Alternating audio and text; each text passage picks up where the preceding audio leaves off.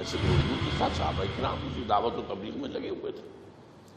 جو ایمان لایا وہ آگے تبلیغ اور دعوت کے اندر لگ گیا.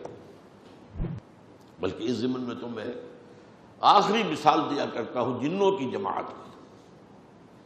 وادی نخلہ میں حضور فجر کی نماز پڑھا رہے ہیں اور قرآن پڑھ رہے ہیں. اس میں طائف سے واپسی پر رات گزاری ہے وادی نخلہ.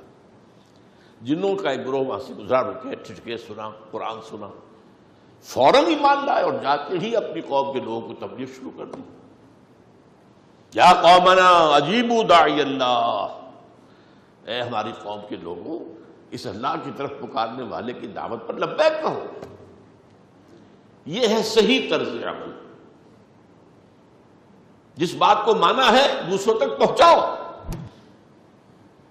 والعصر ان الانسان لفی خسر الا الذین آمنوا وعملوا الصالحات وتواصوا بالحق وتواصوا بالصبر. یہ چاروں چیزیں لازم ہیں.